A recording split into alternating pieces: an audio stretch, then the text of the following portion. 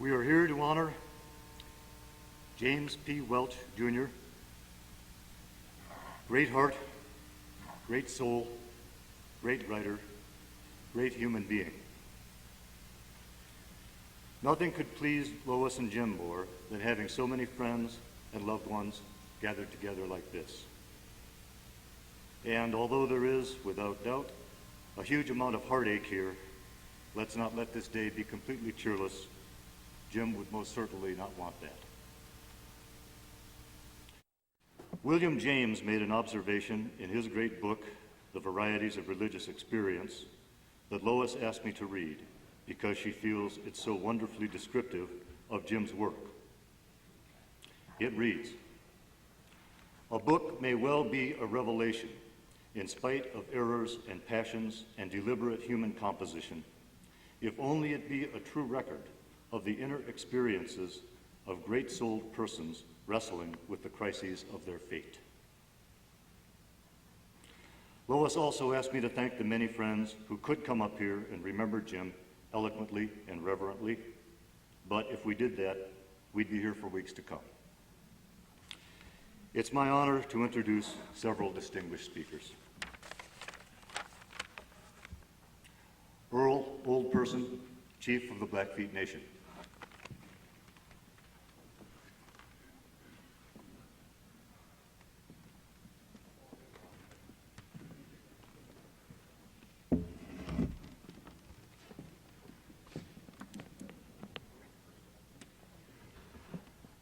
We are deeply honored to be part of this memorial service gathering that we are having here for Mr. James Welch.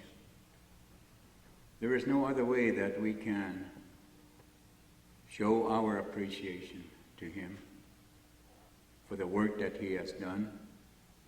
And he had within his mind our Blackfeet history, our Blackfeet nation, and the people of our Blackfeet country. He come from a great background within our traditional way, and they were also involved in our way of government as we go forth into the future. James had a sister that served on a tribal council, and she spoke the Blackfeet language fluent. This is the kind of a background that he had. It is always good to know our people, such as Jim, was interested, was concerned, and wanted to bring forth the kinds of things to continue reminding the general public that we are still here, and that we have things that we remember and we want to remember. This is our strength. This is what gives us to continue. Try to maintain and preserve our Indian way of life. And so today, I want to tell the family, the wife, the family members, Although that Jim is gone, you are here. And through you, he will continue his existence. Because I believe that is what he would want. He was a great man, and I know his family were great too. Because it has to take two, and it takes a family to be strong. And you are just that. And so today, we have some songs that we want to sing for James Welch. These songs are traditional society songs. Some of our societies are no longer in existence, but the songs are still there. And they will be there so long as people will keep them and will continue them. With me is my nephew, Kenny Oldperson, and Victor Shortchi. We've been called upon many times. In fact, they were here this last spring during the Lewis and Clark ceremonies. We are glad to do these things so that we can continue being part of our tradition, and that we may go forth and help with whatever we can, however we can, within this country that we live. So at this time, we are going to sing a song.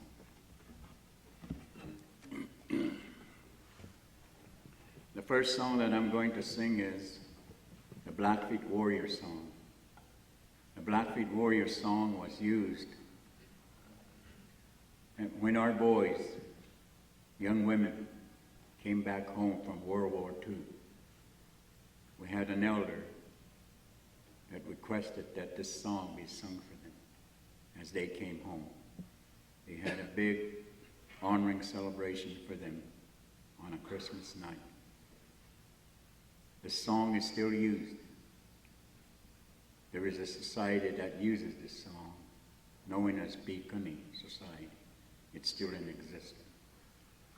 And so that's the first song that we're going to sing, because James was a warrior in his own way. And we are going to honor him, the family, by this song. First song.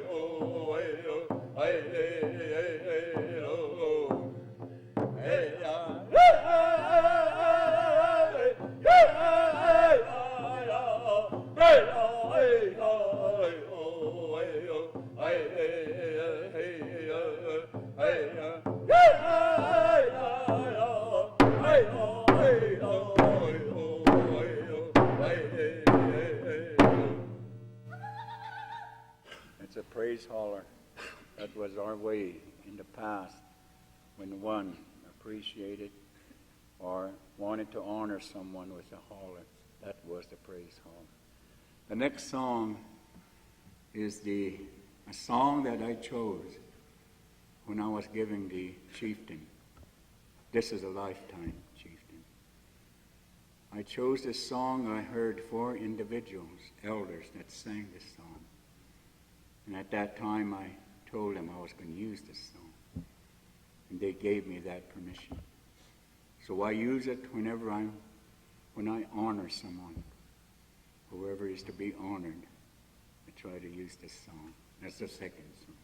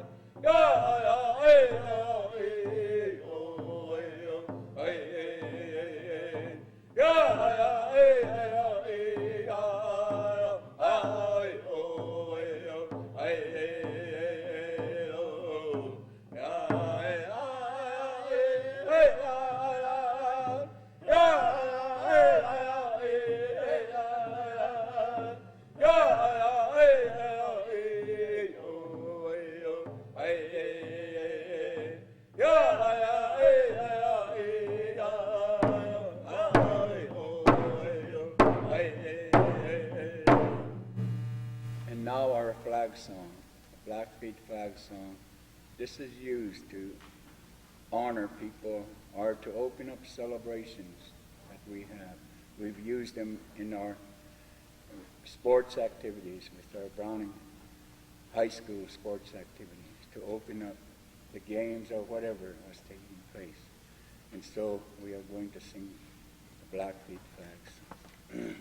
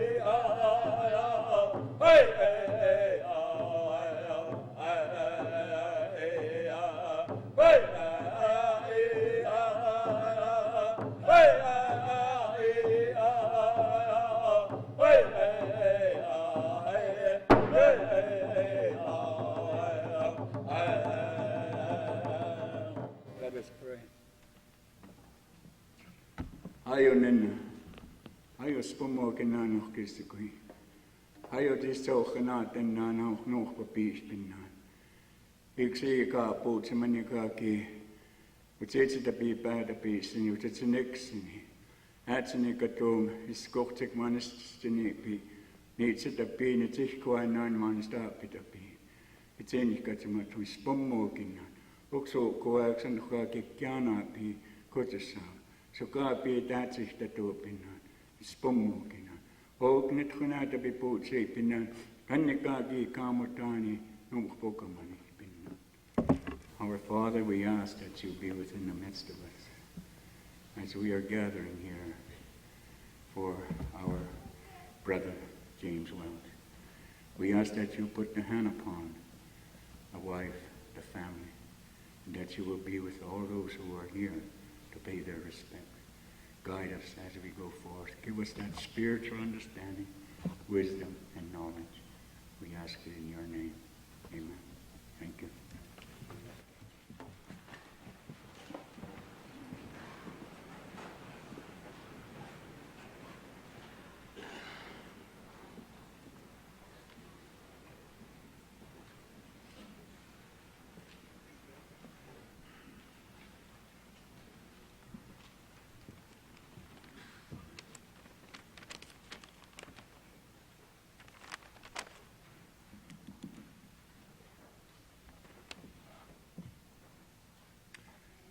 Lois also asked me to add special thanks to Ben Speak Thunder, President of the Fort Belknap Indian Community Council, for coming down to be here today. Onyx Smith is an author and filmmaker.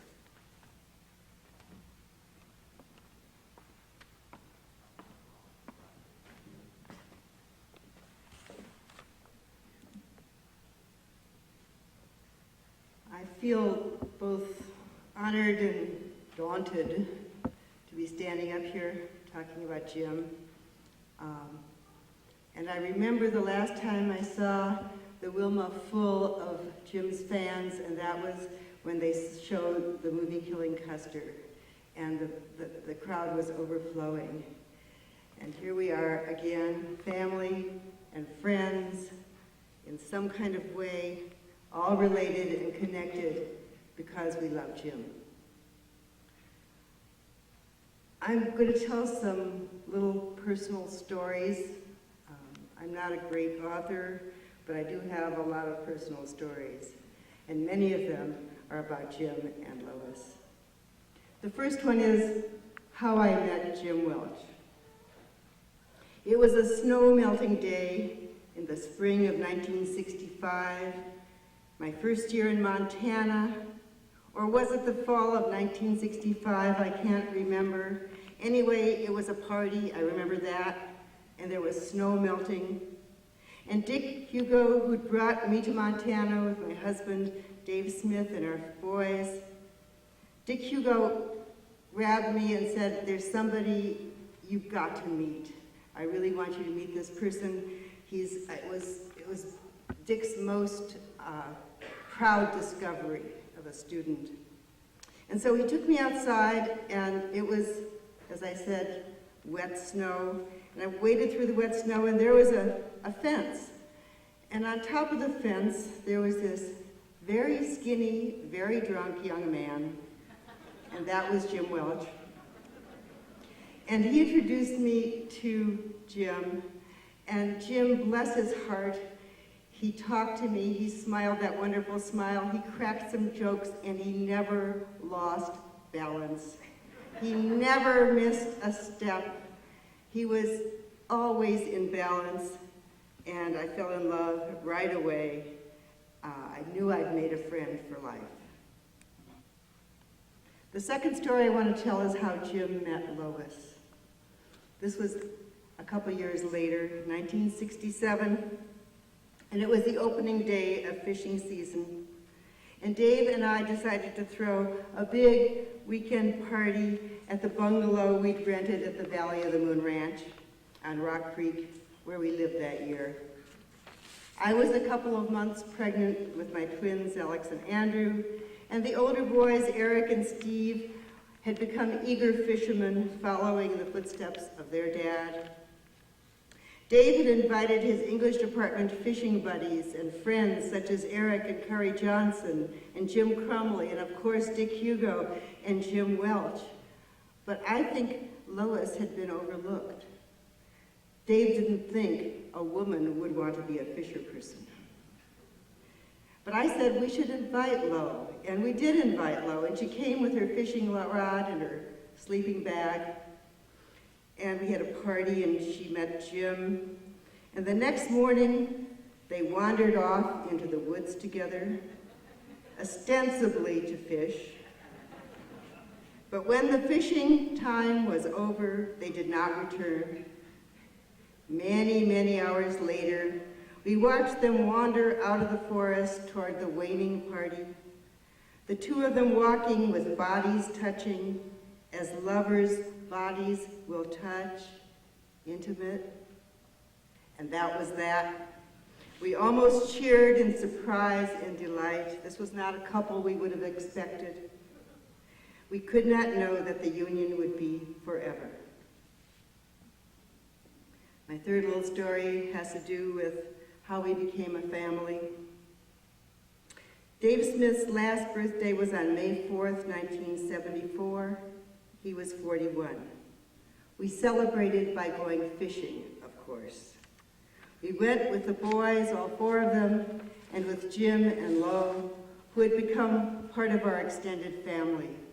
It was a hot, sunny, lovely day at Mission Lake on the Flathead Reservation, and though the fishing was not spectacular, the company was. Lois baked a chocolate cake, and we ate it on paper plates, the frosting dripping, gooey, and rich and warm. David died a few days later, but the family remained. Jim became a kind of chosen father substitute for all my boys, and the celebrations continued after Bill Kittredge joined our family, Easters and Thanksgivings and Christmases, right up to the very last one this year. Jim Welch was family, and so is Lois, and we will continue to celebrate our connections to him and with her holiday after holiday after holiday until we too are ashes. For as Ezra Pound said, and as Dick Hugo repeated at Dave Smith's memorial service, both of them gone, but strongly with us today, as Jim is, I feel him here. What thou lovest well remains.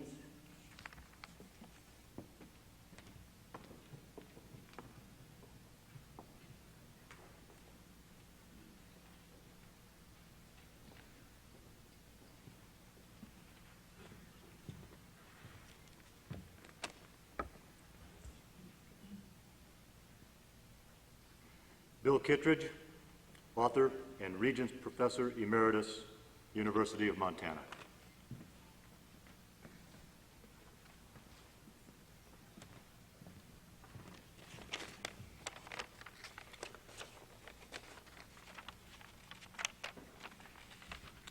I'm touched and honored and trying not to be reduced to tears by this occasion, but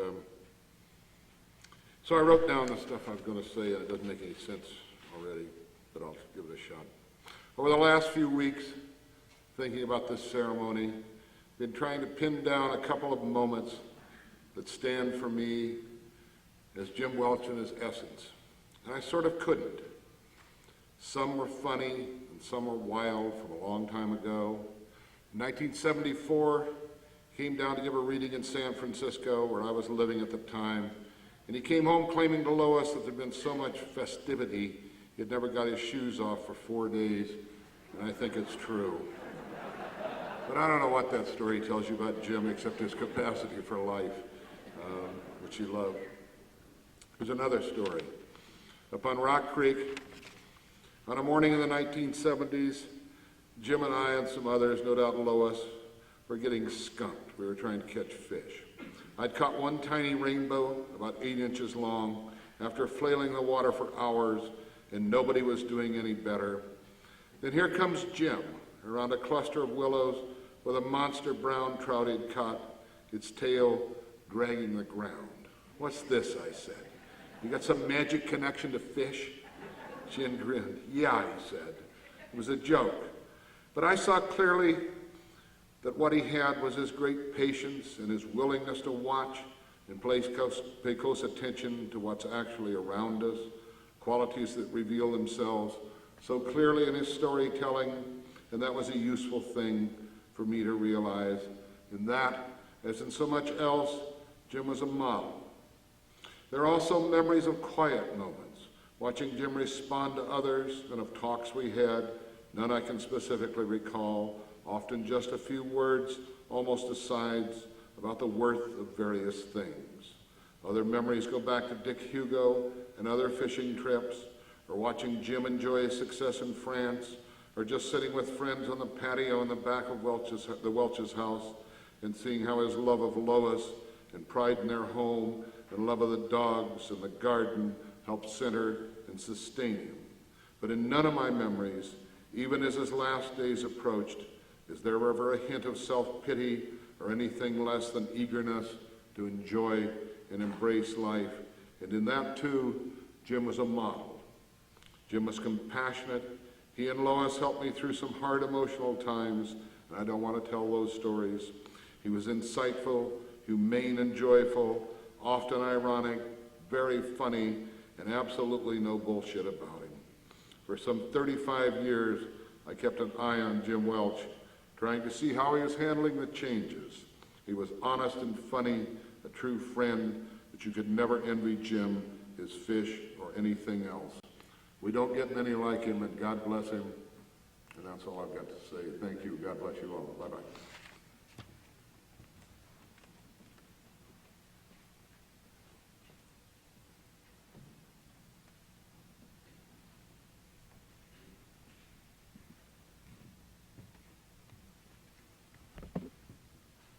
In My First Hard Springtime by James Welch, read by Bob Reed, author and captain on the Missoula City Police Force.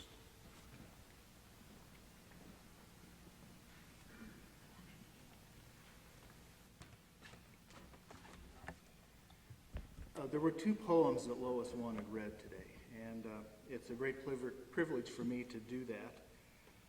The story of Jim's early days with Dick Hugo is well known by now, especially the part about Dick saying to him, "You really don't know too much about poetry, do you?"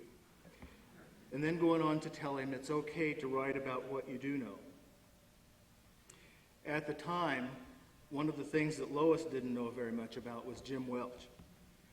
She got a glimpse one day not long after Jim got the classic Hugo tutorial when Dick stepped into the door of her office and said, "Listen to this. In my first hard springtime. Those red men you offended were my brothers.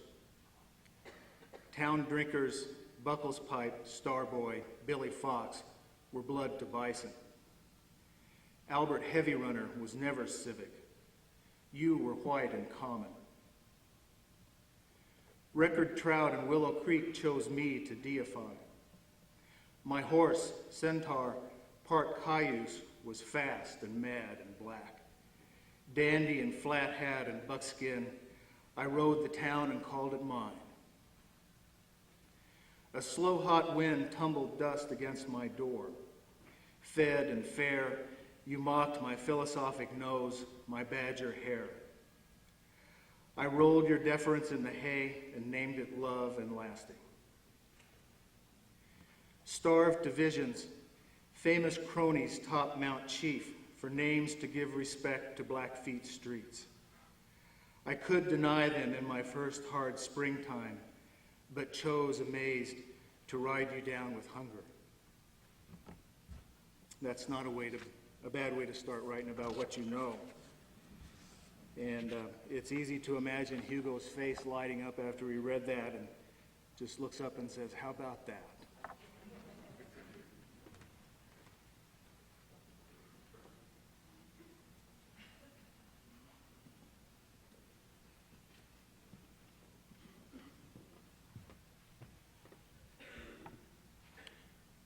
Jerry Howard, Executive Editor, Doubleday Broadway Books.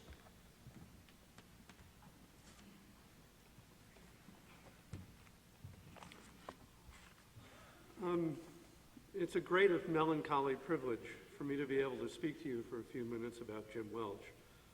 I served in one capacity or another as Jim's editor and publisher for 20 years through 3 different publishing houses, the longest editorial association of my career.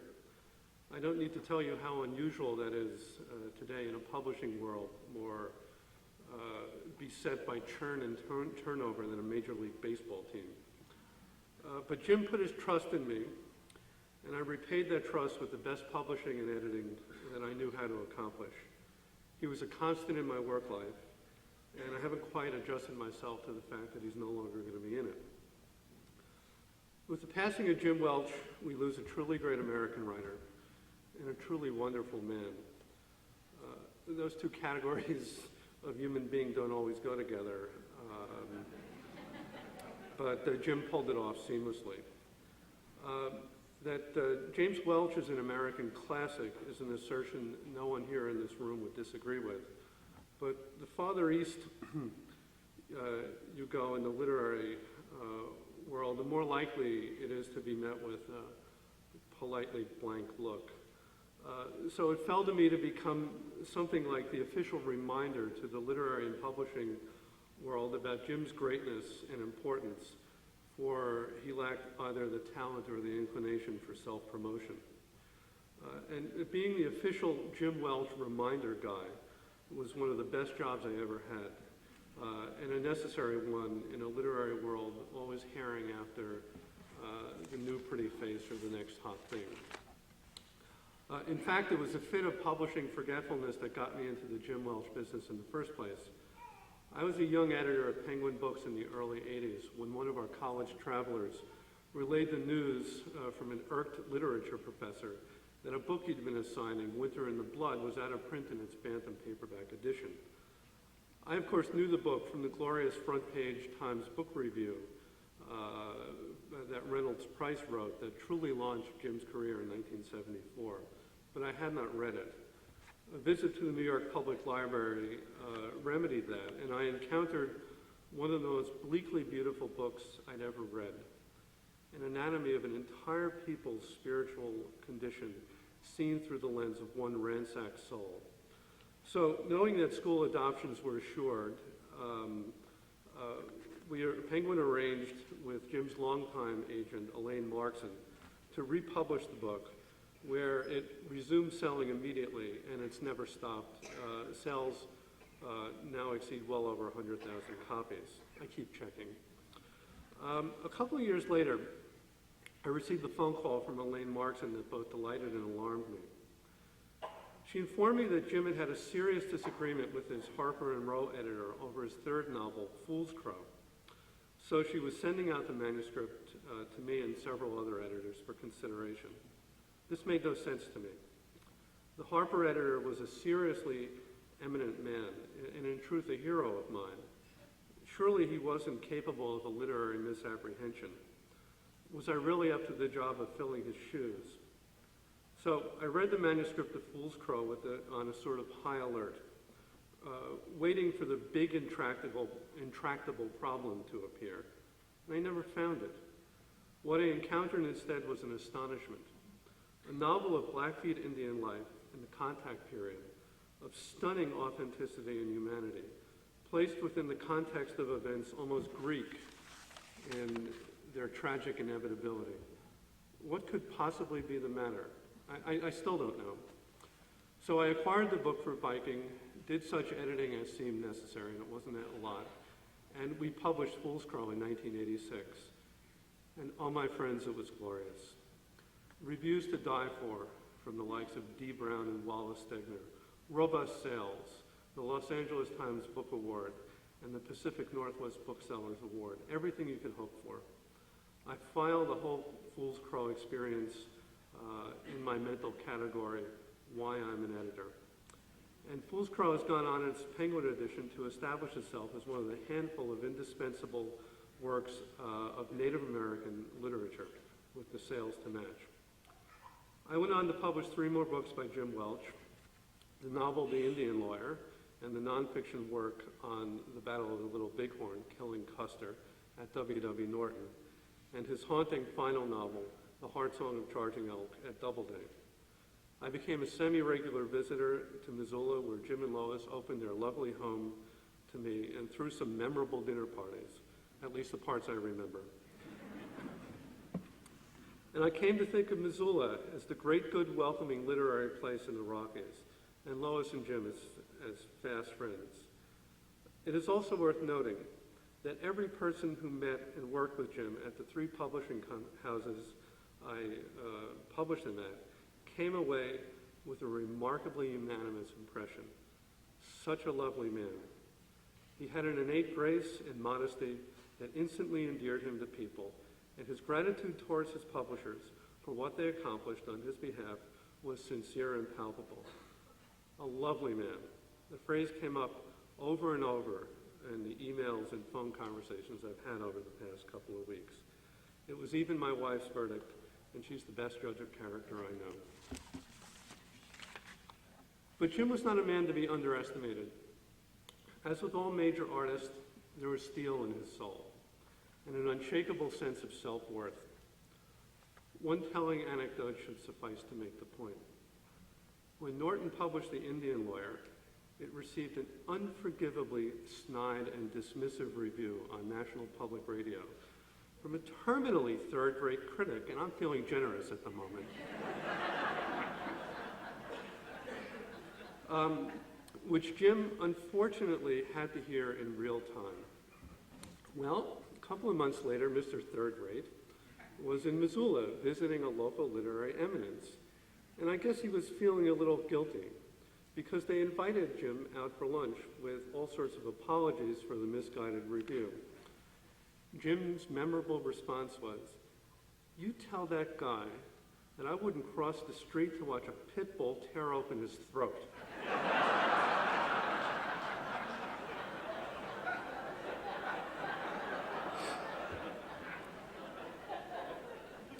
Jim was also blessed with a seriously good sense of humor and a sneaky wit.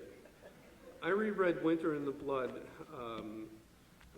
on the plane out here, and I was struck this time by the deadpan comedy of some of the bar scenes, which are informed by a perfectly achieved absurdism. And he could get off some zingers. Jim and Lois had been invited to the wedding of a Montana writer of legendary hard-living proclivities, a much married and much divorced man. But they were heading to Europe on vacation, I believe. So Jim said, "Tell them we're sorry, but we'll definitely catch the next one." So he'll be missed. It's now up to history to decide the long-term value of Jim Welch's literary achievement, and it's up to a lot of us in this room to give history the facts in the case. He will certainly be remembered as a literary pioneer on a number of fronts. He was multicultural before multicultural was cool. Winter in the Blood was published at a time when just the simple fact of a novel of reservation life, written by an actual Native American, was considered remarkable in itself. He is a good part of the reason that the literary scene inside and out of academia is now welcoming to a rainbow nation of races and ethnicities whose experiences were previously ignored or marginalized. He was also a major figure in the movement that fashioned a realistic new way of writing about the American West, shorn of the cowboy and Indian and wagon train cliches. Some of his peers in that effort are in this auditorium, and they created a vital and necessary new school of American writing. The British critic Cyril Connolly once wrote that the writer has one function and one function only, and that is to produce masterpieces. Nothing else matters. By that demanding yardstick, in my opinion, Jim Welch succeeded brilliantly on 2 occasions. In Winter in the Blood, he gave us a miracle of craft and economy and language that put the contemporary Native American experience in one definitive stroke on the literary map. In Fool's Crow, he wrote a historical novel of truly visionary quality and tragic grandeur that will be read as long as people have the least curiosity about the actual lives of the Plains Indians and their fate. 2 indelible masterpieces then, and an overall body of work of great variety, durability, and critical interest. And a fine, fine man I was proud to call my author and my friend. Jim, we will miss you. Francis Schaeffard and Michel Lederer, Jim's French editor and translator, were unable to make the long journey, but they sent a message that they asked to have read.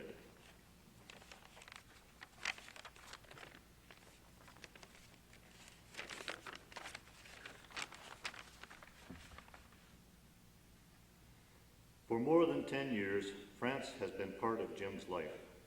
The French have discovered with great enthusiasm the work of an important American writer, including his poetry, which was so dear to his heart. The most beautiful gift the French ever received from him was his novel, The Heartsong of Charging Elk, bringing together the old and new world through the character of this Indian of France. At the time of his death, the French newspapers paid homage to the writer and his work. We would also like to pay homage to the man and to the friend. We will always remember his smile, his kindness, his generosity, and his sense of humor. Jim, nous t'aimions et tu nous manques. Signed, Hélène and Francis Schaeffard, Jacqueline and Michel Lederer.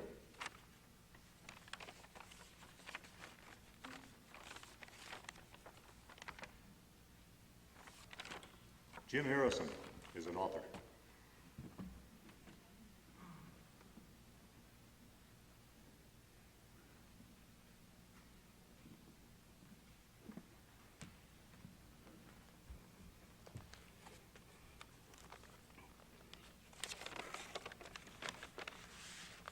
I wished I were here for some other occasion than this, but here we are. As a teenager, my brother in the Navy, who was suddenly getting literate, sent me a book called The Limits of Art by Hennington Cairns, which seems sort of a suspicious book to me, but I like to highlight the best sentences. I didn't realize at the time I would have been better off dealing with the process rather than the end. So I fumbled around, and then I started making up my own anthology. And one of the quotes I'd used to remind me, and as a reminder to you, of this enclosure of time we're dealing with, was from Rilke. Beware, O wanderer, the road is walking too. Time is hard to figure out.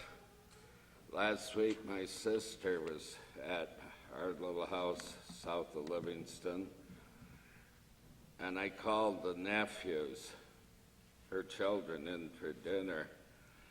I says, you kids come to dinner, and my sister elbowed me and said, there's 37 now, John.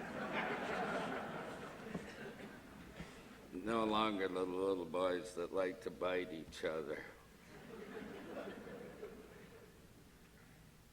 My tenant farmer, who in northern Michigan before he moved west, he fell off the barn roof a couple years ago and drove his femur way up into his body, which, as you can imagine, was a serious business.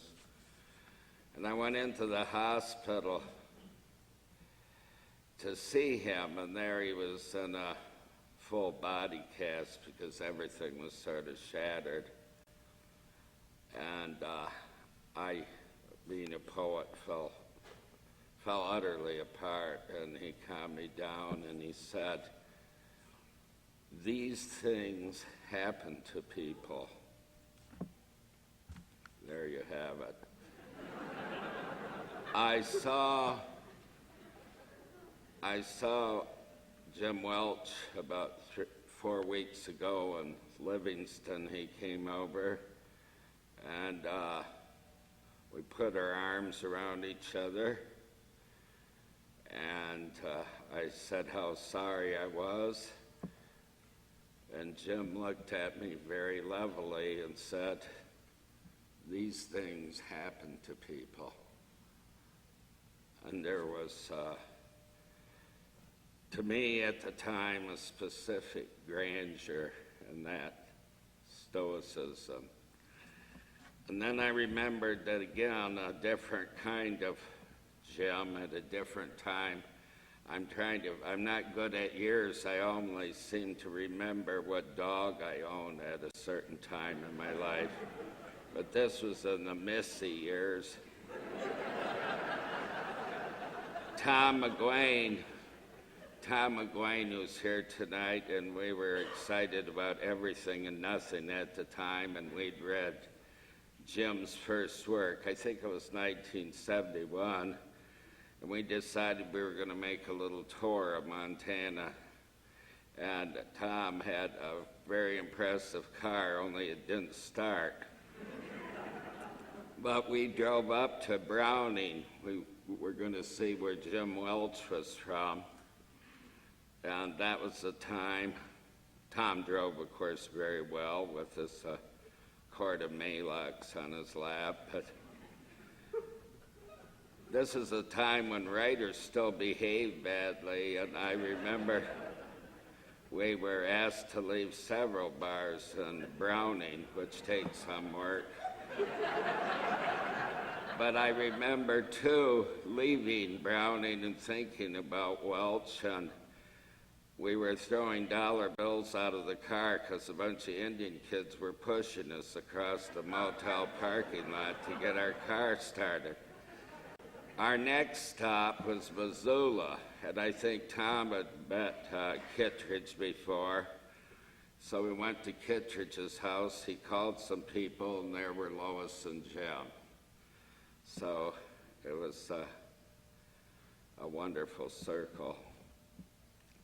I thought Mr. Howard and I had a little minor quarrel on the phone about this, because I think so much of Jim as a writer of grandeur who was so firmly based on earth.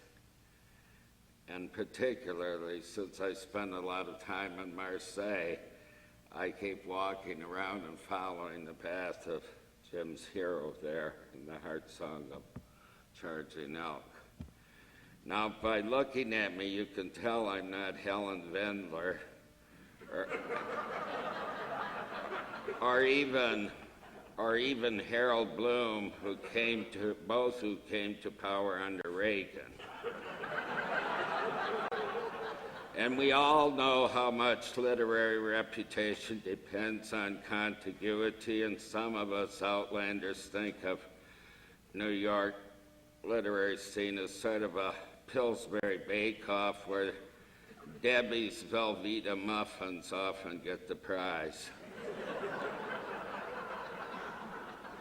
But Jim Welch, I've always felt, stands firmly in my own top 5 of my generation. He lived far from the centers of ambition, and we know it's unlikely for a writer to survive his generation as it is for a mule to win the Kentucky Derby. But I would have to say Jim Welch is a sure bet. I had a ghostly kind of thing the other evening, a final wonderful evening, and of course a red sunset because of the smoke of the air, and sort of thinking of Jim Welch trotting down the ghost road. And I thought of him and Lauren Isley's epitaph, "We loved the earth but couldn't stay." Thank you.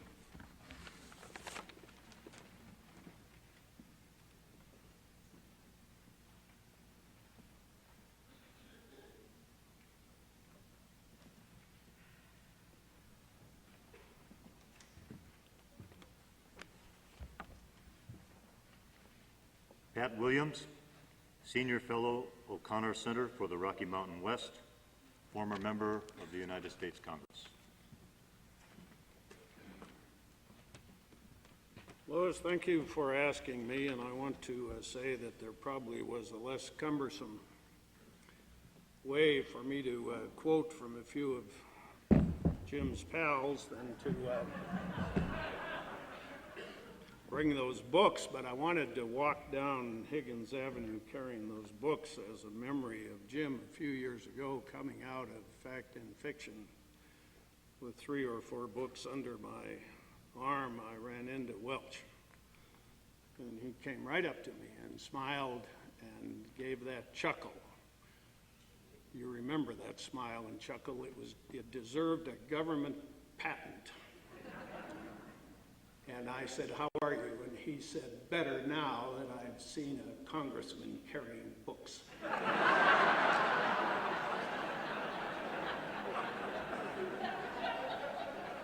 So, I wanted to remember that. When dear Lois called and honored me by asking me to do this, it occurred to me that Carol and I have known Jim and Lois for only a dozen years, that is, known them well. And so my memories, I find, of Jim are not linear. That is, they don't occur to me in a calculated, constant manner, but rather spontaneously. Not long ago, I visited with him yet again about how he perceived the loneliness and difficulty and hard work of writing. And swim off with sure strokes almost out of sight, they seem to become natives of that element, the bleak, sleek heads of seals bouncing like half-submerged balls. I love people who harness themselves an ox to a heavy cart, who pull like water buffalo with massive patience, who strain in the mud and the muck to move things forward, who do what has to be done again and again. That was Jim Welch. Jim was observant. As you all know, he really and truly believed in learning.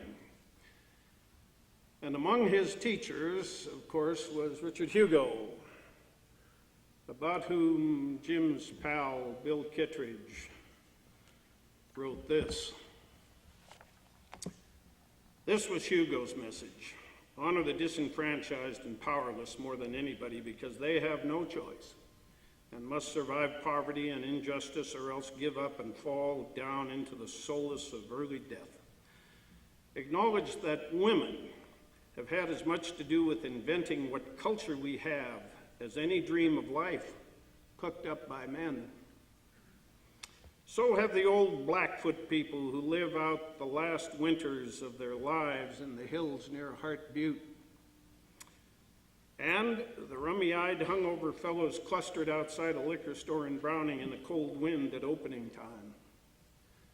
And Hutterites in communal farming colonies on the prairies, and Chicano beet farmers along the stream south of Billings, and ranch hands hitchhiking to some rodeo with their saddle in a burlap sack, and quick-eyed youngsters leaving the bedrooms provided by their families to go sleep with one another under the bridges in Missoula and snort badly processed speed. Give everybody their freedom and their due, not only their just rewards, but any reward you can provide. Dick Hugo's message, as it came across to me, was that we are equal in our fundamental powerlessness, and that error begins with some dumb failure in our capacity to imagine the suffering of others. That was Jim Welch. This poem was in the Terry Tempest Williams book, and it backs right up on Kittredge's words having to do with Jim's life. So there was no going back. He had to fight for survival among the mysteries of life and what human beings want more than anything else is to simply be human beings. Wallace Stegner wrote about living and writing in the West in his book Where the Bluebird Sings to the Lemonade Tree. Those of you who know this passage are going to recognize that I skip around a bit, but this is the essential gut of it.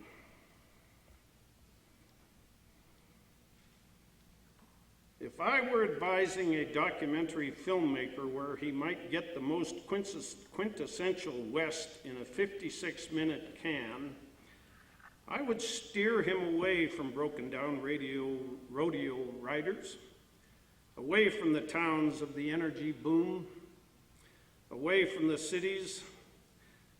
I'd send him to a little city like Missoula, Montana, or Corvallis, Idaho, some settlement that has managed against difficulty to make itself into a place and seems likely to remain one. It wouldn't hurt at all if this little city had a university to keep it in touch with its cultural origins, and occasionally, if a Leslie Fiedler showed up to stir up its provincialism and set it into some self-questioning, it wouldn't hurt if a native-born writer, some Jim Welch, was around to serve as cultural hero.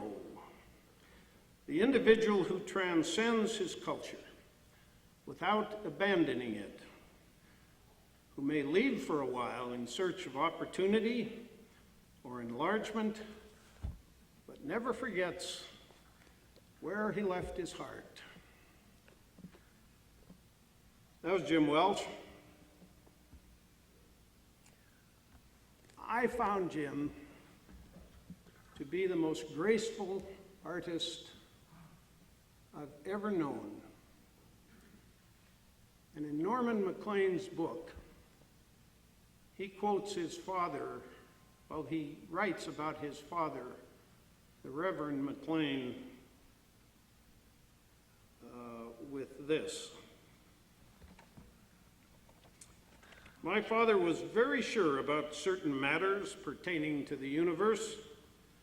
To him, all good things, trout, as well as eternal salvation, came by grace. And grace comes by art, and art don't come easy.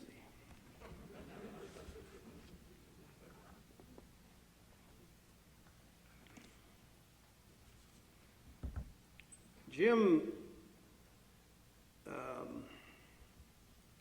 was a historian.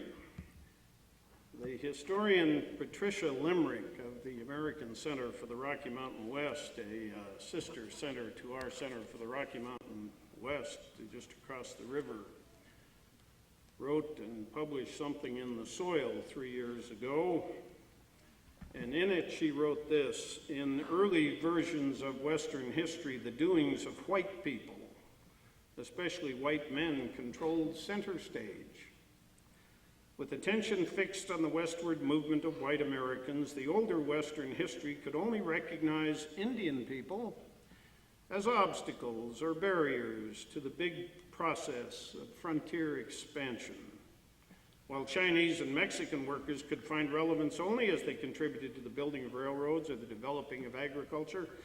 White Americans were the leading men of Western history. In practice, the American West looked dramatically different. The West was in truth a place of extraordinary convergence, one of the great meeting zones on the planet. In the Mississippi West, people from all over the planet met, jockeyed for position with each other, and tried to figure each other out. The westward movement of white Americans was unquestionably important, but so was the western movement of African Americans, the northward movement from Mexico, the eastward movement from Asia, and always the presence of Indian people.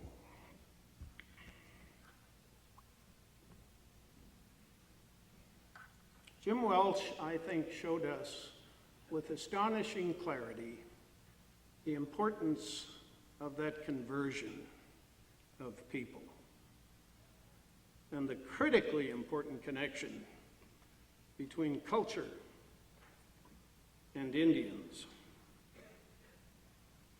We ought to read Jim Welch again every once in a while.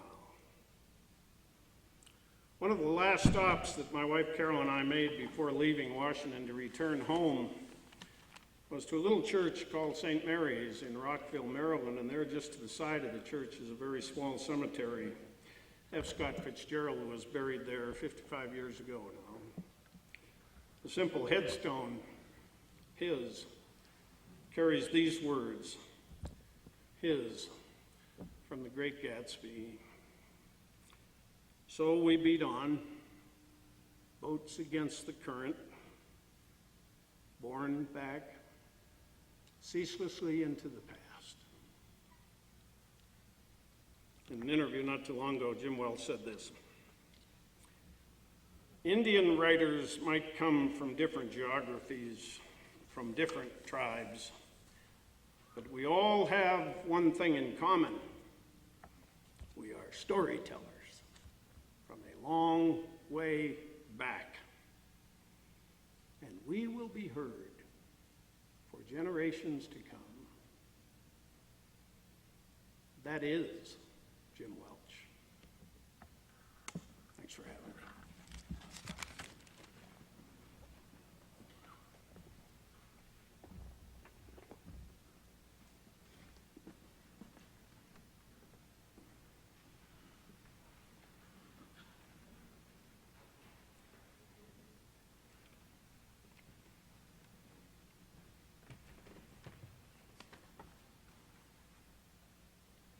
Kate Shanley, Chair, Department of Native American Studies, University of Montana.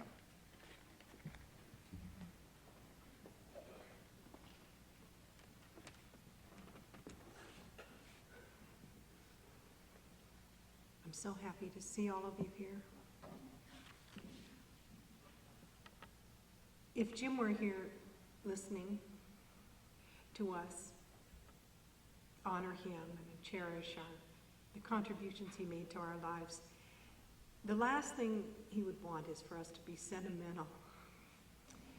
Although he was a man of deep passion and commitment, he shunned easy sentiment. Several other people have commented on that. Thinking of him as tough-minded, kind-hearted, and doggedly determined to avoid easy solutions to or sloppy thinking about human dilemmas and sorrows, I decided to talk about Jim's invaluable contribution to Indian people. He has touched so many, many lives through his writing and his being.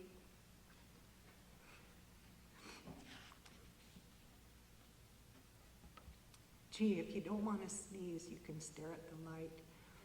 Or if you don't want to yawn, you just look away from the person who's yawning. But if you don't want to cry, what do? I guess I'll just have to cry through it. Yet how difficult his path was at times, and how cleverly he negotiated that path. For example, in an interview in the 1970s, Jim talked about the tyranny of expectations he faced as a Native writer.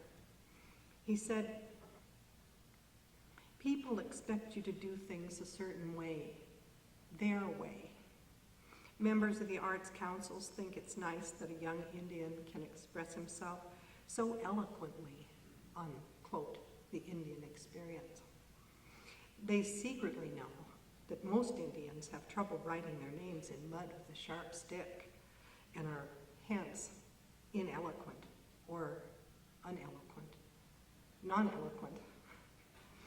And the young Indians you meet at colleges and high schools wonder why you're wearing a bow tie and smiling so much at the people who are oppressing them. and paying you to dance. Through his own self-deprecating humor, Jim expressed an understanding of the awkwardness of his position in the world as a Native American writer. And when he did, the rest of us took courage. He often talked about getting it right so that Indian people recognized themselves and their realities in his work. And again, Indian people told him that he had gotten it right. Just this past year when I taught Fool's Crow, a native student from Fort Belknap came up to me and said that he had just read Winter in the Blood for the first time. And he said, it's just like that even today. I first met Jim in 1982 when, by a comical set of circumstances, I gave the keynote address at the Indian Council Fire's annual awards banquet in Chicago. I was a graduate student at Ann Arbor at the time. He was being honored with their American Indian Lifetime Achievement Award. My sister Lois Steele, then the director of Indians into Medicine program at the University of North Dakota, was supposed to give the talk, but something came up at the last minute and she couldn't make it, so she suggested me. They were so desperate. It was the midnight hour. They had to find someone, and even this lowly graduate student who was just beginning a dissertation on the literary works of James Welch was good to them. Several things stand out in my memories about that night. The crazy eclectic talk I gave, entitled "The Renegade Wants Words," after one of Jim's poems. One attendee described the talk as more a poetry reading than a speech. As I read poem after poem, Jim smiled in an encouraging way. I remember how a core group of us hung around to dance to the band after all the rest had gone home. We formed a circle, and each person took a turn dancing in the center of the circle, then pulling someone else in to take his or her place. Although Jim apologized for not being a dancer, and indeed he did not dance. He stood at the rim of the circle, on the edges, and with great appreciation he clapped for all the rest of us. But most of all, I remember his graciousness toward me. I told a story about how, when I was a child, my grandmother taught me a good luck saying in Nakota, and how it was James Welch's work that had helped me to understand luck and humor in my grandmother's terms. When a nighthawk flies overhead, you're supposed to say, "Bishka, Bishka, Bichesninalbo." Jim, my grandmother, laughed as she translated it. "Nightbird, nightbird, come shit on me, boy."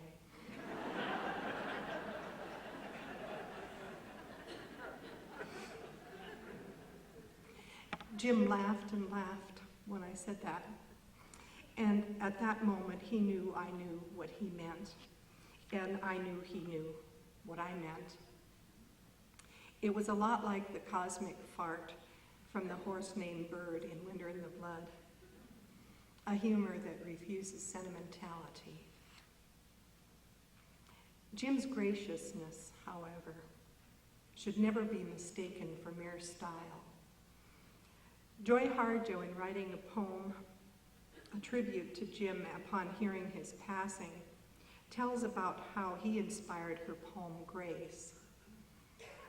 I'd like to read a few passages from her poem.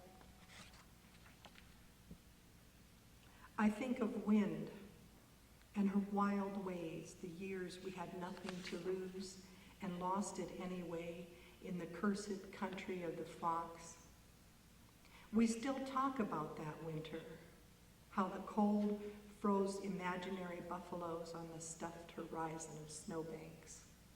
the haunting voices of the starved and mutilated broke fences, crashed our thermostat dreams, and we couldn't stand it one more time. So once again, we lost a winter in stubborn memory, walked through cheap apartment walls, skated through fields of ghosts into a town that never wanted us, in an epic search for grace. Then a little later she writes, and one morning as the sun struggled to break ice and our dreams had found us with coffee and pancakes in a truck stop along Highway 50, we found Grace. I could say Grace was a woman with time on her hands, or a white buffalo escaped from memory. But in that dingy light, it was a promise of balance. We once again understood the talk of animals, and spring was lean and hungry with the hope of children and corn. Jim was a teacher, whether he was standing in front of a class or giving individual specific advice. Like he gave me, I can remember 3 pieces of advice that he gave me in my lifetime. The first one was that it was important for me to be a role model.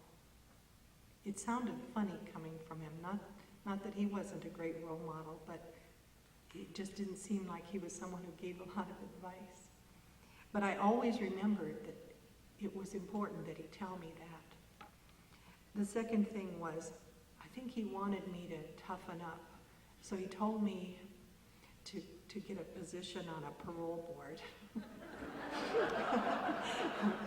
I think he's right still. I think I still should do that. And the third thing was never, ever pick up hitchhikers. Because he knew that a lot of the people who end up in prison were hitchhikers who did bad things to kind people. So he wasn't one for advice, but he was always a teacher in some sense. But he was especially a teacher when he was writing. And sometimes I think I've committed everything he's written to heart. Lines and scenes pop to mind, and I think about him and what went into his process of committing that to writing, the rigor, the discipline, the heart, and tough-mindedness. Joy Harjo's poem reflects his influence also. And Deborah Early told me that it was Jim who made her feel that it was fine to be a writer, to set yourself apart and do that, and that you had to set yourself apart to do it. He had good teachers too, and Bill Kittredge was a friend and a teacher in many ways. Richard Hugo, by Jim's own account, taught him to trust what he knew. When I think of the two of them, I think of a poem he wrote, Two for the Festival. In Jim's comments dedicating the poem to Hugo, he writes, I think the line, Fox the awkward dancer hugged his stones, is Hugo. He combines foxiness and awkwardness so well. I'm probably the young dancer trying to get some of those stones away from him. When we read Hugo as the usual customer in that poem, then we're able to follow him through his clumsiness, through a transformation from carrier of a blind toad, a fox, and 13 lumpy stones, to one who magically transforms the toad into a star in the heavens, who somehow incorporates the fox into his being, and who ardently clings to the 13 lumpy stones for luck. He possesses paradoxical powers, luck and unluck, but his movement toward home is as sure as his need for wandering for the road. Fox, the awkward dancer, that's how I think of Jim, even though he didn't dance, by the descriptive phrase he uses for one of the persona of those poems, Two for the Festival. And I always remember him coming to, when I taught at the University of Washington, coming to a reading to honor Hugo. People had very straightforward and cerebral things to say about Hugo. And when it was Jim's turn to speak, he said, what I liked about him was if you walked into his house and he was in the middle of watching a football game, he said, come on in. Suit up, I want you to get in there. And this is what I want you to do. What a wonderful way to remember a friend. Jim's influence goes on to a younger generation of writers. Sherman Alexie is greatly influenced by Jim's work, and in fact was so moved he could not come and speak to us here today. I think that one thing I have in common with Sherman Alexie is that The Death of Jim Loney is my favorite of Jim's works. Not by most considered a masterpiece, but I think for Native young people it speaks to something very deep. But I'm also happy to introduce a young woman who graduated in the spring from the creative writing program here at the University of Montana. She's an Assiniboine from my home reservation, Fort Peck, and also has a master's in English from UCLA. And she's currently serving as principal to Fraser School.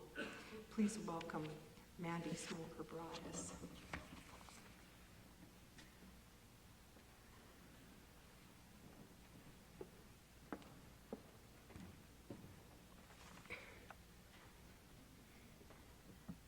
From Winter in the Blood to A Plea to Those Who Matter, Jim got it right. He got it so right, in fact, he picked me up and ushered me into the world of poetry, a world where I could honor my family, my landscape, my storytelling.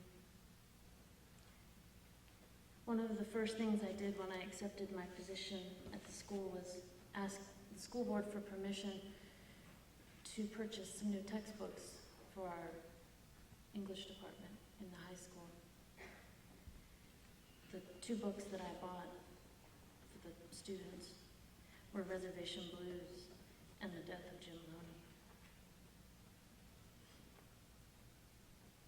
Letter to Richard Hugo, December 11th, 2002.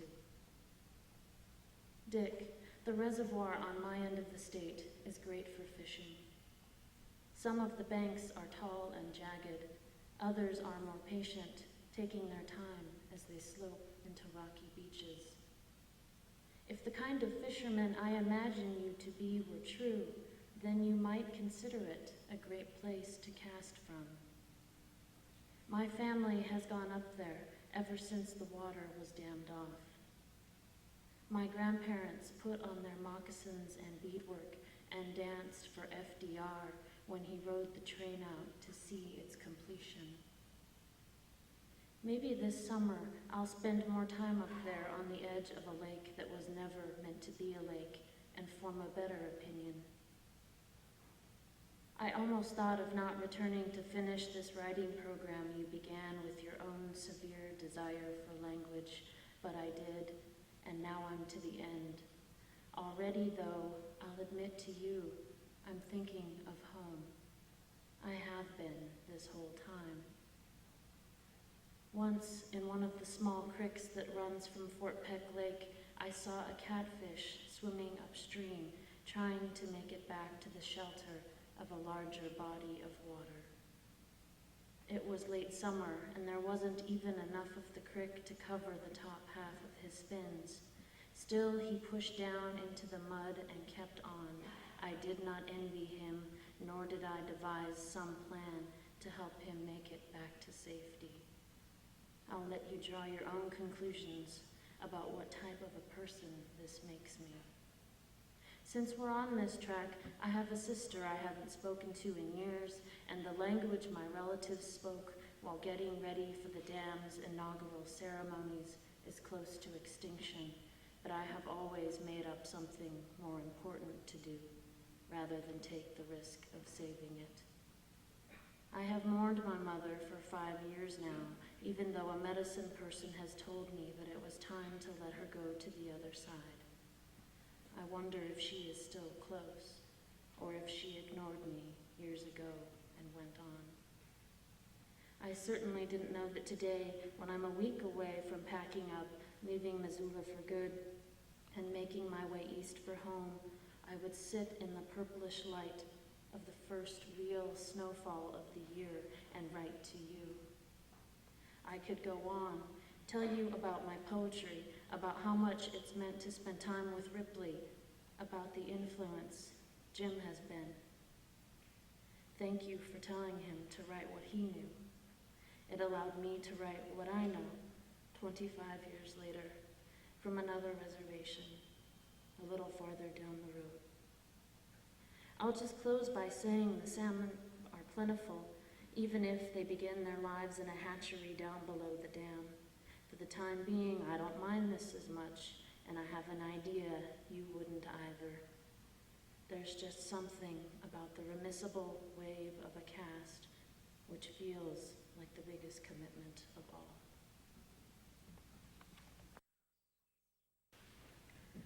Wayne Stein, professor and former head of the Center for Native American Studies, Montana State University.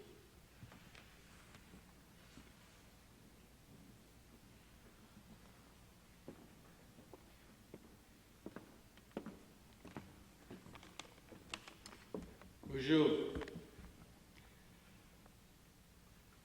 I'd like to just say how honored I am to be here speaking to you all. To be able to stand on the stage here and honor a man who I consider an older brother. Be able to follow one of my heroes, Earl Oldperson.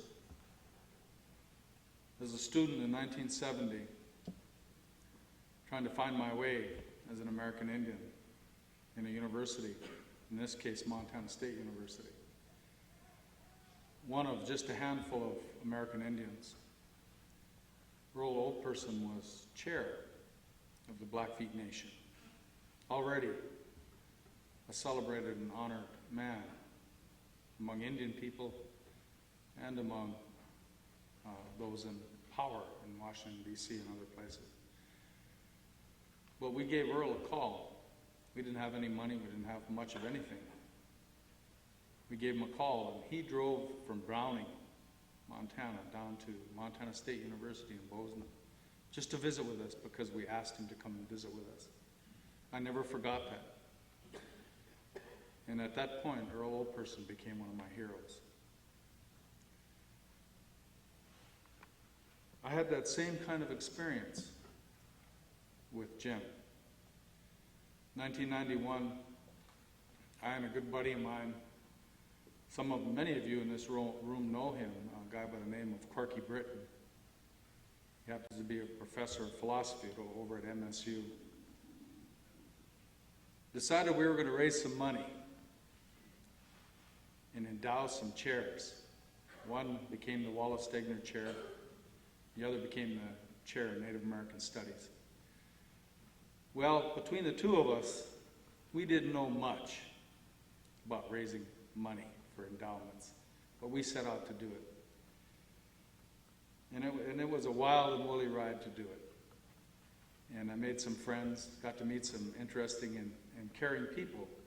Like Thomas McGuane was one of those men that opened his heart and his home and actually his pocketbook, which was what we were really concerned about. But we invited Jim down, and I think it was 1991, to give the a lecture at MSU called a Burger Lecture. And all we ask is that the person be an American Indian, and they talk about something that has to do with American Indians. And so Jim came down and did a reading, and of course, you know, he's a very prominent man, and so we had a full house, just like today. And I remember Corky reaching over and whispering in my ear, he said, "Do you know Jim Welch?" I said, "No, I don't know him. I know who he is. I've read some of his work." He said, "Well, you better ask him to help with that chair." And I hadn't even thought of that. I don't know where my head was at. So after the talk, I walked up to Jim Welch, introduced myself, and I said, "You know, we're going to start a project. We're going to get an endowed chair in Native American Studies here at MSU. He looked at me like, "You got to be kidding me, MSU?" And I said, "No, we can do it." And Corky came up and we talked to him, and I said, "You know what would really be helpful? If you would make the announcement for us, make the public announcement." And so he looked at me and he gave that kind of chuckle somebody mentioned, and he said, "I'll do it for you." So we called a press conference. The next morning we had it in our Indian club room on campus. And a couple of the local newspaper folks came and the local TV came, and James Welch announced that MSU was going to have an endowed chair in Native American Studies. And that began my relationship with James Welch. And he became a member of our committee to raise those funds. And I have to be honest and say, Jim didn't raise a lot of money for us. Okay, he had some other things going on. But what he allowed me to do as the principal, the chair of the Native American Studies fundraising committee, was to use his name. And Jim became one of my heroes that day. And I realized something about James Welch. I saw in James Welch the very same things that I had seen in Earl Olperson. That they embodied the most important and celebrated values of American Indian people. They embodied generosity. That's one of our most important values. And Jim had it in abundance. He had to be one of the most generous men that I ever knew. And I'll tell some more about him in a little bit about that generosity. He had great courage. That may sound strange, but he had great courage because he was able to write about Indian people today and in the past as they really were and how life was really treating them. The courage wasn't that he was writing it for the Wasichos. The courage was he was writing it for Indian people. A lot of Indian people didn't like what James Welch wrote because it was too honest. It struck too deeply into who they were and the life experiences they either experienced themselves or what happened to somebody in their family. And that includes me. There were times when I was reading The Death of Jim Loney. It broke my heart because I could see my own family members in that story. And it even continues on with the younger generation. I'm of that generation where I'm not quite Jim's generation. I'm a little younger than that. But we experienced it. We had many of the same experiences, Jim and I, growing up in the 50s, him in the 40s, me in the 50s, when it wasn't popular to be an Indian, growing up in a small, dusty western town. So I understood what he was writing about. And at times it hurt me. But I also appreciated the honesty and the courage. Another thing I liked about Jim is that he had a great sense of humor. People have commented on it today, and I really appreciated it. And what most of you experienced is what we call back home Indian humor. And I think he had it inside of him when he watched his friends do crazy things, and and it made him laugh. Because at home we do that. When we see our friends and family do crazy things, things that, man, you just wonder where they got such ideas. We laugh at them, and we laugh at ourselves.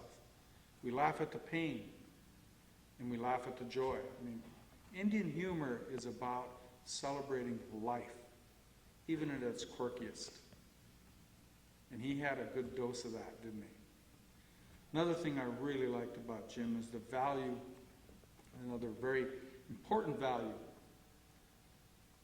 that we like to claim for ourselves in Indian country, is he was a humble man. He was a humble man. Every one of you who knew him personally knew that about him. I never heard Jim Welch in the dozen years that I knew him ever get up and say something good about himself. He didn't do it. And that's because that's the Indian way. Real Indians don't brag on themselves. That's not right. And if you do that, other Indian people are going to tease you unmercifully. If they like you. If they don't like you, they're going to ignore you. Well, Jim Welch was a humble man. And I'm so happy that all of us are here today to do the Indian thing for him as his brothers and sisters and loved ones, friends, and stand up and brag on him. That's our job. We're supposed to do that. If you cared for Jim Welch, you're supposed to brag on him. And I thank you all for your words on his behalf. Now, a little story.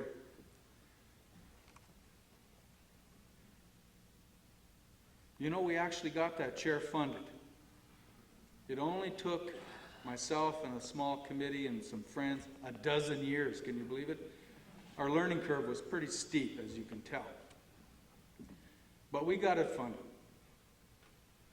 And as we were getting closer to funding it, we had Jim over a couple times, visit with us about it. Oh, by the way, I should also mention, Jim Welch also raised money for our library. Yeah, Grizzly actually came over to Bobcat Country and raised money for us, for our library. He must have wanted to smarten us up. But as we got closer to getting the money for that chair, actually getting it funded, I remember talking to my colleagues, Walt and Nate and a few others in the office, saying, I wonder who we should get for our first chair. You know, we really got to set the tone here. And I think it was Walt Fleming, who's now our director, who was also our main teacher of Native American literature. He said, why don't we ask Jim Welch? He's the one that got kicked it off. Well, we mulled it over, and well, why not ask him? You know. So he said, Wayne, you call. And so I got on the phone and I called up and I actually got a hold of Lois and I started talking to her about it. She said, well, I'll let him know that you're inquiring. And so I said, okay, and we talked about it, and I said, well, he didn't say no, guys, maybe. So on my way to Albuquerque on some Indian business for education, I was sitting in the airport in Salt Lake, or I was walking down those stairs, you know, to get on those little planes. Looked over, and there was Henrietta Mann, another one of my heroes, another person who did something good for Indian students at Bozeman when I was a student. Even though she doesn't remember it, I remember it. And I saw Henry, and I went and sat with Henry, and we were visiting, and I said, Henry, I need you to do me a favor. And she said, what? I said, I want you to help me get Jim Welch as our first holder of the endowed chair in Native American Studies at MSU. She looked at me and kind of nodded, and she said, I can do that for you, Wayne. And I said, you got to talk to him now and tell him how nice it is over in Bozeman, and take good care of him and all that. I'll do that, she said. And then I turned around and said, but I bet you he says no to us, because his book had just come out about charging Elk. And I said, I bet he says no. So we're going to put together a backup plan, but I think we're going to give this a shot. She said, we'll do it. Well, it turns out, in visiting with Henry a little later, that after Jim told us no, that he was going to France. I can't believe he went to France instead of Bozeman. But he did it. But it turns out that Henry wasn't all that happy at that particular time. And I don't want to go into that. She can tell you that story if she feels like it. And so I called and talked to, I think it was Lois again I talked to. And I was telling her, and I said, well, what do you think about Henry? And she said, she'll keep it interesting, Wayne. Go for it. So I said, I will do it. So I called Henry and offered her the position. And she came. And she was our chair for 3 years. And now she's working for our president after she retired from her position. And I had a kind of a strange thought when that was going on. I said, here it was. I actually tried to talk 2 grizzlies into coming to Bobcat country. And one of them did it. And I was talking to Jim last October when he was over in Bozeman raising money again for the library there at the university.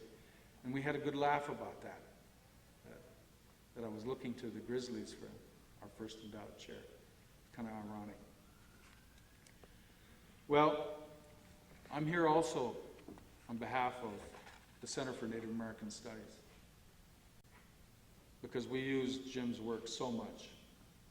I'm here also on behalf of my university, Montana State University.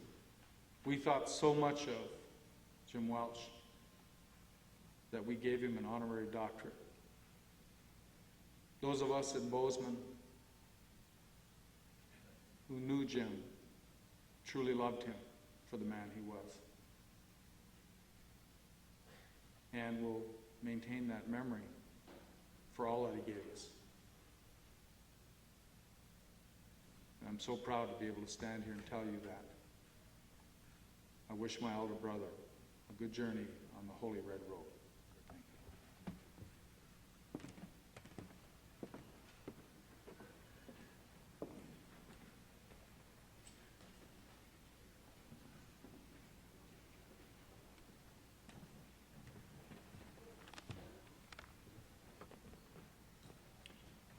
Deirdre McNamer, author and professor in the creative writing program at the University of Montana.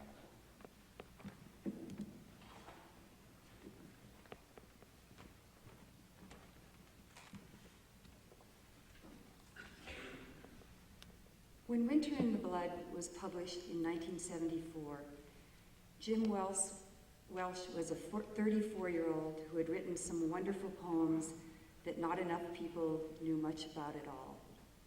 A few blinks later, he was more or less famous. Here was a nearly flawless novel, a brilliant work of art, said the big guns, and indeed it was and is. Gorgeous, heartbreaking, and finally, seriously, very funny. In 1974, a lot of us here today were in our 20s and still feeling our way toward the shape and pattern of our adult lives. Some of us thought we might perhaps become writers, that it was perhaps a possibility for us. Others of us, I was one, didn't know what we thought and wouldn't have 100 pages of fiction together for many more years. We would know Jim first as a friend, not as a fellow writer. When we did come to the writing life, as many of us did in our own good time, we were very lucky to know Jim, because he functioned in his person, in his being, as living proof that brilliance has virtually nothing to do with talking about it. Success has virtually nothing to do with talking about it. Aspiring writers who don't have a Jim in their lives can easily get the message that reputations are made and preserved by jostling loudly for advantage, putting yourself out there, flattering the potentially helpful, dissing the no counts or the competition, saying things you don't mean, affecting an arrogance you don't feel, creating a persona that charms or intimidates and tends to get quoted.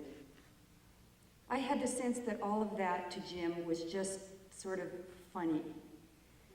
It was sort of like his big dog, Ned, charging around to say hi and wag his tail and steal the cheese if he could.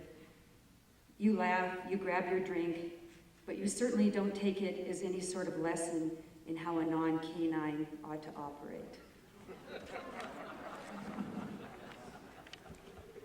There's a word you don't hear much anymore: modesty. To be modest is to be free from ostentation, says the fourth best definition in my dictionary. Free from it. Which means also, I think, free to savor without explanation or apology what might be called the day's ordinary pleasures, as Jim did. Though, of course, pleasures are never ordinary when you come to them knowing in your bones what their utter absence can feel like. He liked Lois at one end of the table and himself at the other, and a bunch of talky, smart-alecky story addicts connecting the two ends. He liked the amplitude and grace of their house and their yard, and he liked to walk with Lois back to that house at night behind the footpads of one big dog or another over the years. Walk back, and then at 1 o'clock in the morning or thereabouts, in the dead, vast, and middle of the night, go to work until 5 or thereabouts. That time on the far, far side of the waking, ordinary, detailed day. That time of the deepest quiet. I think of him then, and I see a light behind a window, and I see also a horse in a cold wind on the night prairie, the way that it stands there, backed into the wind, clean-limbed and patient, head a little down, seeming almost to listen. I think there may have been times, maybe many, when Jim in those otherworldly hours just listened. And he heard a fence humming in the sun and Long Knife's hair bristling against his collar. He heard Fool's Crow chant with his eyes closed, the rhythm like a heartbeat, as he rubbed sweetgrass smoke over the out-of-his-body boy. I was as distant from myself as a hawk from the moon. He heard a young man say that. He heard the squeak of leather and the bark of a dog, then hundreds of Caesars on the march, each with a long gun, their horses snorting white smoke in the cold air. He heard travois poles make a hissing sound in the dirt, and then from the front of the band, some braves begin to sing, and then a whole valley alive with singing. He heard a barmaid without a cigarette blow a smoke ring and tell a customer she might be from the West Coast, but not Seattle. I wouldn't be from Seattle, he heard her say, for all the rice in China.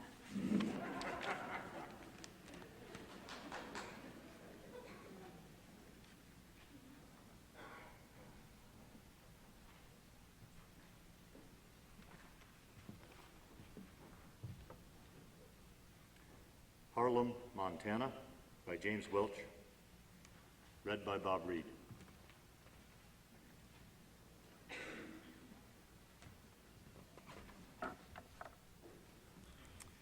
This is some more of what Jim Welch knew. We need no runners here. Booze is law, and all the Indians drink in the best tavern.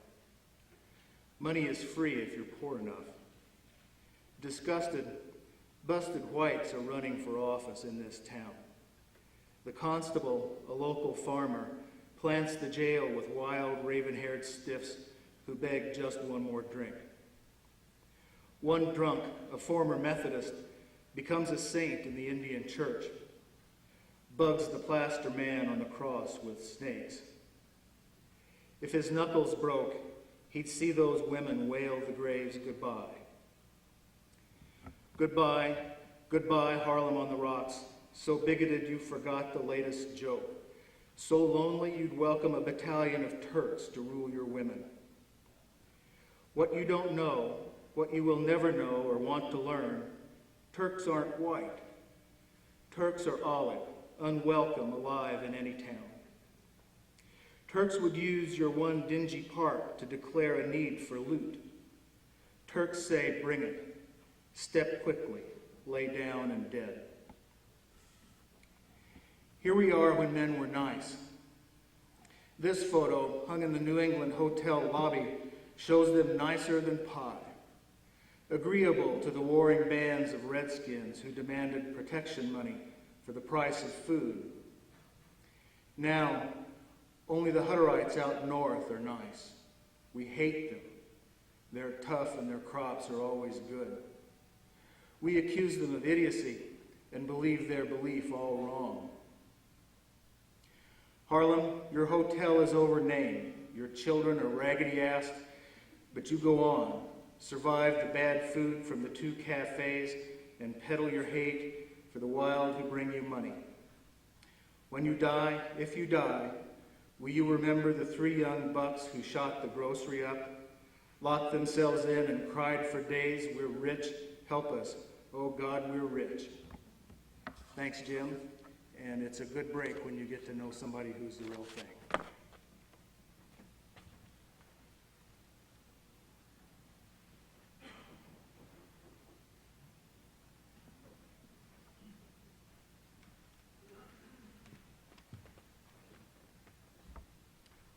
Bill Beavis, author and professor emeritus, University of Montana.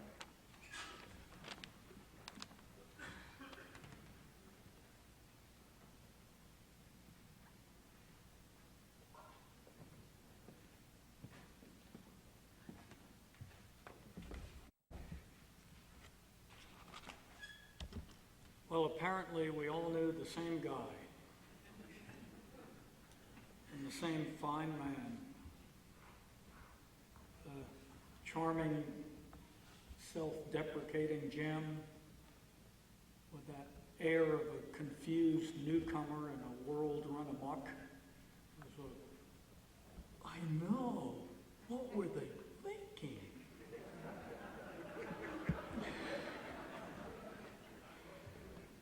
He was attentive and generous. Often at a party, he would seek out the person unknown, overlooked, intimidated, and talk to them for an hour, drawing them out, listening. We also knew Jim's eagle eye, sharp and discerning, and that historical sense of bitterness and pain that popped out in the early poems. See these teeth, I smashed them for you. Jim hated false comfort, cheap confessions, all the dialects of psychobabble. And just when you thought that he was an old pushover, one night in 1979, he was considering taking a nomination to the State Board of Pardons. And he and Lois and Juliet and I were at our house drinking way too late into the night. And Lois and Juliet and I were telling him, take the position. You know, you really should. All those Indians in jail, you know. Do something for your people. Jim fell asleep. Actually, he passed out. On the floor with Albert Heavy Runner, our 170-pound golden retriever St. Bernard cross. They were great buddies. And Lois and Juliet and I babbled on for an hour or two. And then Jim suddenly woke up and sat back against the sofa. And he said, "What a great idea." And I thought, oh boy, he's really out of it. What a great idea. You know how it sort of hang his head on late at night. What a great idea, he said. I'll let those Indians out, and we can use your dance studio as a halfway house.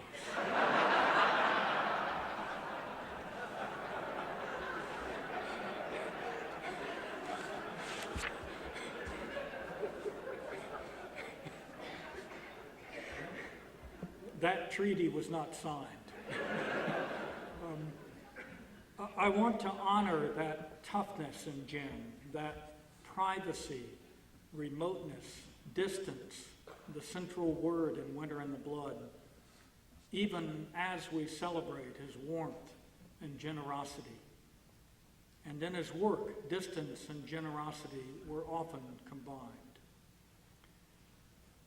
The Death of Jim Loney is a haunting book, and this is the third or fourth time it's come up today. And to many of us who teach some Native American literature, that is you don't want to say gem because it's a literary metaphor. That is a book so powerful and so true that it seeks to tear the reader apart as much as the character is torn apart. It is a tough book. It's frightening, and Lois thinks that Jim's decision to serve on the Board of Pardons after publishing Loney and before beginning Fool's Crow might have been a turning point in his life. At the prison, he would sit behind the table interviewing inmates thinking, that could be me. Something in him, perhaps, turned away from Loney's despair at that time, or at least was added to it. Loney remembers his boarding school and enlisting in the Army, and then he sees young Amos After Buffalo bending over something in the alley. It's Loney's dog, Swipesy, frozen dead in the mud. They chip him out with a broken pocket knife. Loney carries him away. The narrative lingers a bit with the reactions of Amos After Buffalo. And then Loney goes to the airport to pick up his sister. Loney stood behind the old woman and the girl. They were looking out the large windows at the airplane about to land. The right wheel touched the ground first, sending up a spray of blue smoke. Suddenly, the roar of the engine shook the windows of the little terminal, and the old woman took a step back, almost bumping into Loney. She wore an old cloth coat and a black silk scarf and moccasins and leggings. Loney guessed that she was from Rocky Boy because the old women still dressed that way out there. The girl was wearing a blue parka and checkered slacks and white sneakers. She looked to be about 15 or 16. She stared with awe at the airplane, which was taxiing toward the gate. She hadn't noticed that her grandmother was now standing directly behind her, between her and Loney. The grandmother was frightened at the sight of the large plane bearing down on the terminal, but she didn't show it. She seemed impassive, and as Loney looked down at her shoulders and her silver yellowing hair, he thought, that's the way old Indian women get. They've seen so much in their years, so many of these winters. The left engine came to a stop. Metal stairs slowly unfolded and lowered to the pavement. A man carrying a briefcase emerged first, hurrying down the stairs without looking up, as though he expected to be taken for a celebrity. An elderly couple followed him, waving toward the terminal, but as far as Loney could tell, only he and the old woman and the girl were waiting. Then a young Indian in a green army uniform got off. His hat was back on his head and his tie was loose. He looked as if he'd been traveling for days. The girl said something in Cree to the old woman, and they moved toward the boarding area. Loney continued to stare at the door behind the cockpit. Nobody appeared for a few moments. Then a stewardess emerged from the darkness and descended the stairs. She was carrying a clipboard, holding it up to shield her hair from the slight wind. Loney could see a gold bracelet on her slender wrist. His sister's not on the plane. The stewardess explains there was weather in Denver. She probably went on to Salt Lake. You just be here at 5:30. The stewardess smiled and walked briskly toward the boarding gate. Loney watched her until she passed the soldier and the girl and the old woman. Then he watched them. They had their arms around each other. Rather, the soldier had his arms around them, and the girl had her arms around him. They both had their heads bowed as though they were saying a prayer. The old woman had her arms at her sides, accepting the soldier's hug. She was thinking that it was a bad world when her grandson comes home to her on a machine that flies. Later, when he told her stories of where he had been and what he had seen, she would realize that she had lost him. She sensed this now, and it filled her with sadness, for she knew that what he had gained would never make up for what he had lost. She had seen the other boys come home, and she stared past her soldier at Loney's wolfish face, and she thought, that's one of them.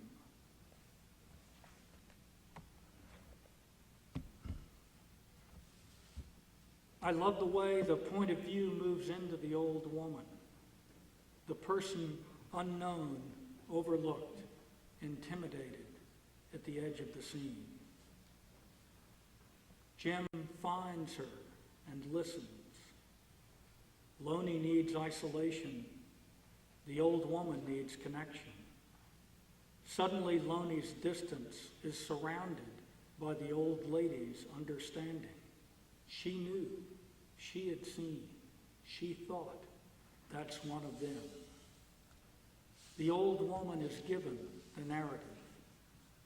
So this scene has the generosity as well as the distance that we knew so well, that gave to us in Jim such a public, private, wonderful, ironic, fun, wise, productive life. Thank you, Jim. I have an announcement or two now. We're going to hear a 4-minute reading by Jim from a section of Winter in the Blood when the narrator goes out to visit Yellowcalf the second time, and with a little help from his old horse Bird, discovers that Yellowcalf is his grandfather. And that reading will be followed by Henrietta Mann, Henry to most of us, who will offer a closing prayer. And I also want to thank Neil McMahon for his wonderful running of this program.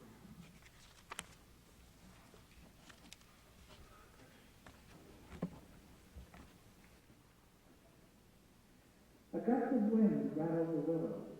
The clouds towered white against the sky, but I could see their black underbellies as they floated toward us. The old lady had ended her story with the image of the people being driven like cows to their reservations. It was a strange triumph, and I understood it. But why hadn't she spoken of Yellowcalf? Why hadn't she mentioned that he was a member of that band of Blackfeet and had, like herself, stayed behind? A swirl of dust hit her across the earth's skin. You say you were just a youth that winter. How old, I said. He stopped digging. That first winter, my folks all died then, but I was not to be put on. How old? It slips my mind, he said. When one is blind and old, he loses track of the years. You must have some idea. When one is blind, 10, 12, 15, and old, he no longer follows the cycles of the years. He knows each season and its place because he can feel it. But time becomes a profession. Time feeds upon itself and grows fast. A mosquito took shelter in the hollow of his cheek, but he didn't notice. He had attained that distance. To an old dog like myself, the only cycle begins with birth and ends in death. This is the only cycle I know. I thought of the calendar I had seen in his shack on my previous visit. It was dated 1936. He must have been able to see them. He had been blind for over 30 years, but if he was as old as I thought, he had lived out a lifetime before. He had lived a life without being blind. He had followed the calendar, the years, time. I thought for a moment. Birds farted. And then it came to me, as though it were riding one moment of the gusting wind, as though Bird had had it in him all the time, and had passed it to me in that one instant of corruption. Listen, old man, I said. It was you. You were old enough to hunt. But his white eyes were meeting the clouds. I began to laugh, at first quietly, with neither bitterness nor humor. It was the laughter of one who understands a moment in his life, of one who has been let in on the secret through luck and circumstance. You're the one, I laughed, as the secret unfolded itself. The only one, you, her hunter, and the waves behind my eyes broke. Yellow Cat still looked out toward the east, as though the wind could wash the wrinkles from his face. But the corners of his eyes wrinkled even more as his mouth fell open. Through my tears, I could see his Adam's apple jerk. The only one, I whispered, and the old man's head dropped between his knees. His back shook, the bony shoulders squared and hunched like the folded wings of a hawk. And the half-breed, Doggy, but the laughter again racked my throat. He wasn't Teresa's father. It was you, Yellow Cat, the hunter. He turned to the sound of my laughter. His face was distorted, so that the single snag seemed the only recognizable feature of the man I had come to visit. His eyes hid themselves behind the high cheekbones. His mouth had become the rubbery sneer of a jack-o'-lantern. And so we shared this secret in the presence of ghosts, in wind that called forth the muttering teepees, the blowing snow, the white air of the horse's nostrils. The cottonwoods behind us, their dead white branches angling to the threatening clouds, sheltered these ghosts as they had sheltered the camp that winter. But there were others, so many others. Yellow Cat stood, his hands in his pockets, suddenly withdrawn and polite. I pressed what remained of the bottle of wine into his hand. Thank you, he said. You must come visit me sometime, I said. You are kind. I tied the cinch around Bert's belly. I'll think about you, I said. You'd better hurry, he said. It's coming. I picked up the reins and led Bert to the rotting plank bridge across the irrigation ditch. He lifted his hand.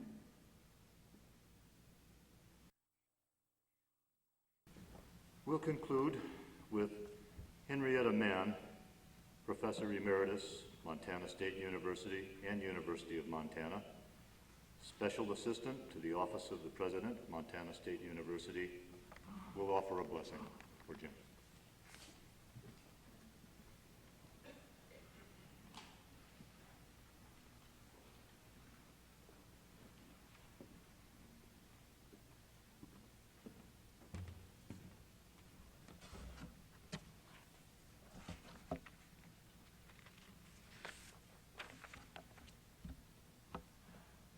Lois, I offer my heartfelt appreciation for your included me in this ceremony of love.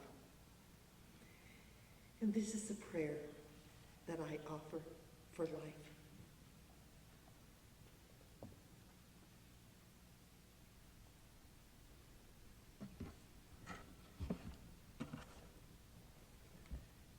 Hanama hea, te eoi, te aha de mahed. Te mead wat stan hevis na am danenist.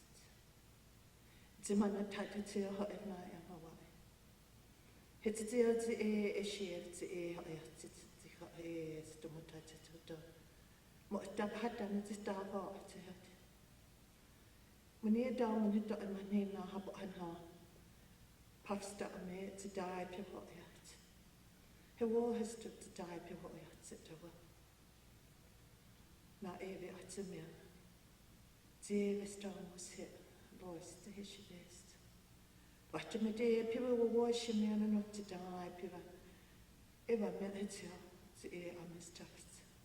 I want to hide danest. Piwa matast. He te da wa stani hevist. E piwa wa washi mea. Na ma de ewe ate mea he. E piwa wa washi mea. No no te dai. Piwa wa stani he te dai he ka mea mea. Na he wāhistat, na he vissa, na he vissin. E mahine ena wenam se ha e stisitia ashi. Vahtu mit hane ashina da takawa e te mapivat. E pira wa washimena. Dat sa e da sa khaime hea. A takamait se he da e ahtsat. Pavstana west. Pira matast. He da da wastani he vist. Hawaii te piwa e te dai piwa e te dana. Na nene shai na dos na hane et. Na ne dat se e en stuffed. Na ne dat se ne shai. Great One, All Spirit, Creator, Life Giver, God, you who are known by many wondrous names, I thank you for this spirit-filled day. I send a humble prayer out to every quarter of your beautiful creation. Ma'el, today we stand together on sacred earth with love and respect to celebrate and honor the life of Sir James Welch Jr. We thank you for his life, for blessing him with the creative knowledge that served as a bridge between the thought processes of an indigenous mind and the English language. We thank you for his humility, his gentle heart, his easy smile, and for his great gift of words and stories he leaves to all humanity. I ask that his journey to the eternal sandhills be a most happy reunion with all his ancestors. Ma'el, I ask for abundant blessings today and in the days ahead for Jim's beloved wife, Lois. Let the countless joyful memories of their many years together sustain her as she continues her walk on earth.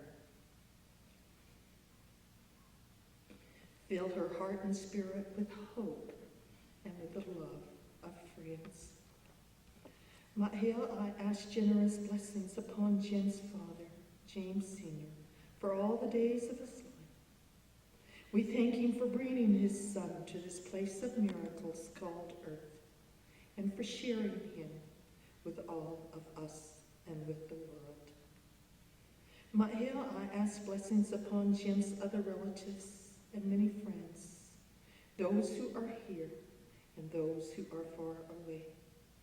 Thank you for blessing us with the exemplary life of this man who was honored by foreign countries, the nation, First Nations, institutions of higher education, and the state of Montana. Remind us to live as Jim did, with courage, humility, love, respect, and understanding. As we face tomorrow, remind us that Jim prepared us for today through his words that live in his writings, a living memorial for all time. Ma'el, hear this humble prayer of my heart. Ma'el, mahana'ane, nita'kanan hisanin, nish. It is finished. Let everything be as I have spoken.